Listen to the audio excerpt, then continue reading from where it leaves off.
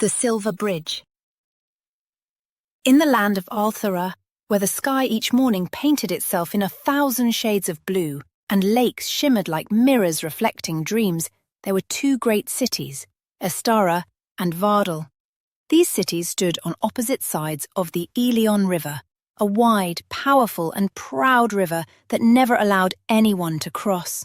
Estara was famous for its artists. Painters, poets, sculptors and musicians lived there, and the whole city pulsed with colour, song and motion. Vardal, on the other hand, was home to scholars, inventors and philosophers.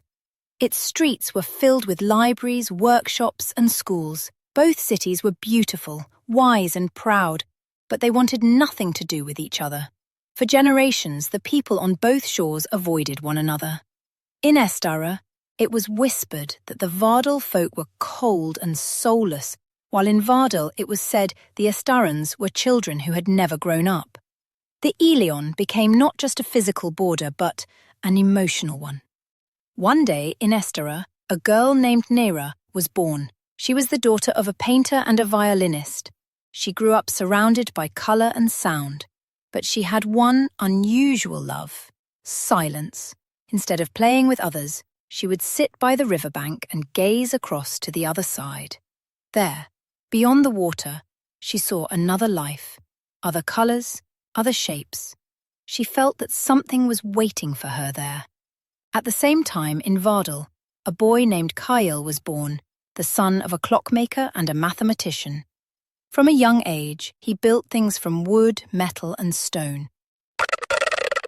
He was fascinated by mechanisms that combined movement and balance.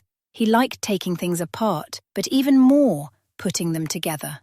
And like Nera, he spent hours by the river, watching the world on the other side. One day, when they were both 10 years old, they saw each other, each on their own bank. They stared in curiosity and uncertainty. Finally, Nera raised her hand and waved. Kale smiled and nodded. From that day on, they came to the riverbank every day. They couldn't speak, but they learned to communicate through glances, gestures, drawings in the sand. Nera painted pictures and held them up for Kale to see. Kale built miniature models of bridges, showing how the river might one day be crossed. Years passed. Nera became a talented painter, and Kale a master engineer. Their silent meetings grew longer and more meaningful.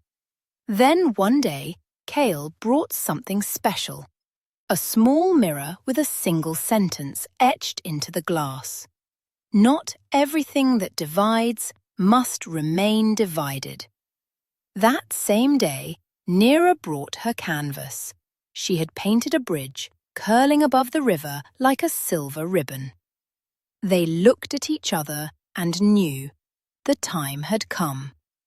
Nera returned to Estara and spoke with the artists.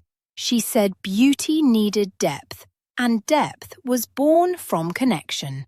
She urged them to set aside prejudice and build something shared.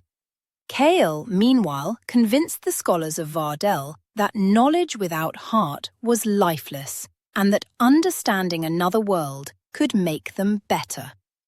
There was much resistance. Many said the bridge would be a threat, that it would destroy their identity. But Nera and Kale did not stop. Day by day, they gathered support, and finally, after a year, they succeeded. They built the Silver Bridge, light as the breath of a flute, strong as the support of thought. A bridge that began with a painting and ended with a mechanism. A bridge that didn't just join two shores, but two hearts. On the first day the bridge opened, Nera and Kale met at its centre. For the first time, they heard each other's voices, soft, unsure, but real. Over time, the people of both cities began to visit one another. Artists learned to construct, scholars learned to paint emotion. New ideas, new schools, new legends were born. and the children of Astara and Vardel played together, never knowing that their worlds had once been divided. The Silver Bridge stood for centuries not only as a structure but as a symbol, and the story of Nera and Kale was passed down through generations. Moral: not everything that is different must remain apart.